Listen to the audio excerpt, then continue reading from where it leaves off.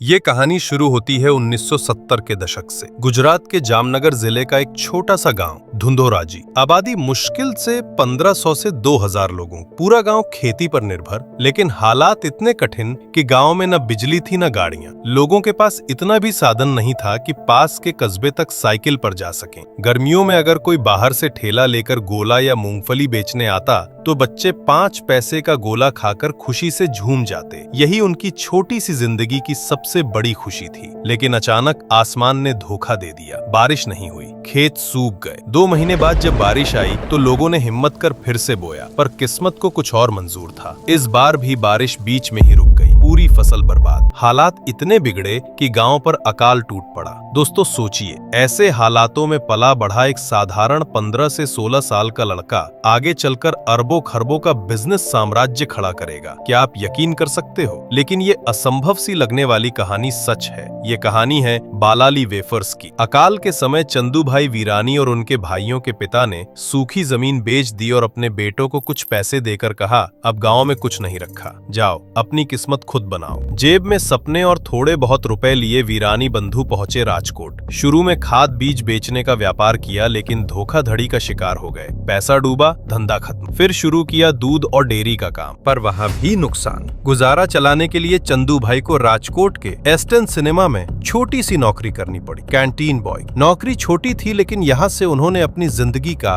पहला सबक सीखा, कर्म ही धर्म है। ये छोटे से काम को भी पूरे मन से करते। टिकट चेक करना हो, सीट की मरम्मत करनी हो या पोस्टर चिपकाना, हर काम में ईमानदारी। सिनेमा हॉल के कस्टमर बार बार एक ही चीज डिमांड करते, वेफर्स। लेकिन सप्लायर समय पर माल नहीं देता था, क्वालिटी भी घटिया। यही थी जिन्होंने चंदू भाई को दूसरा मंत्र सिखाया, चिंता मत करो, चिंतन करो। उन्होंने सोचा क्यों न खुद ही आलू के वेफर्स बनाए जाए। सिर्फ 10,000 रुपए की मशीन लगाई और घर के आंगन से शुरू किया। रात रात जागकर आलू छीलते, तलते और पैक करते। कई बार बैच खराब हो जाते, फिर भी मेहनत जारी रही। आखिर उन्होंने स्वाद ऐसा बनाया जो लोगों के दिल को भा गया। अब अपनी कैंटीनों से बाहर निकलकर उन्होंने दुकानों में सप्लाई शुरू की और 1984 में अपने नए प्रोडक्ट का नाम रखा बालाजी वेफर्स। शुरुआत आसान नहीं थी। दुकानदार आधे खाए पैकेट लौटा देते, पेमेंट टालते। लेकिन चंदू भाई ने परेशान होने के बजाय साइकिल से गांव-गांव जाकर सीधे लोगों तक वेफर्स पहुंचाए। धीरे धीरे ब्रांड का नाम फैल गया। 1989 में 50 लाख का लोन लेकर उन्होंने गुजरात का सबसे बड़ा आलू वेफर्स प्लांट लगाया। मशीनें खराब होती तो खुद मरम्मत करते। 10वीं पास किसान का बेटा अब खुद इंजीनियर बन चुका था। बड़े बड़े कॉर्पोरेट्स ने ऑफर दी, खरीदने की कोशिश की। यहाँ तक कि पेप्सिको जैसे दिग्गज उनके बिजनेस में हिस्सेदारी चाहते थे। लेकिन चंदू भाई डटे रहे। उनका मानना था ये सिर्फ बिजनेस नहीं, ये लोगों का विश्वास है। आज बालाजी वेफर्स के पास भारत में 4 मेगा फैक्ट्रियां हैं। 50 से ज्यादा स्नैक्स प्रोडक्ट्स, नाचोज, सेव मुरमुरा, नमकीन और चिप्स। 14 राज्यों में जबरदस्त पकड़। यूएई, ऑस्ट्रेलिया और अमेरिका में एक्सपोर्ट। गुजरात और वेस्टर्न इंडिया में पेप्सी और हल्दीराम को पीछे छोड़कर डोमिनेंट प्लेयर। 6000 करोड़ से ज्यादा का सालाना रेवेन्यू और 7000 से अधिक कर्मचारी। ये सब एक किसान परिवार की हिम्मत और मेहनत का नतीजा है। चंदू भाई कहते हैं, कर्म ही धर्म है। चिंता मत करो, चिंतन करो। पढ़ाई या डिग्री से ज्यादा जरूरी है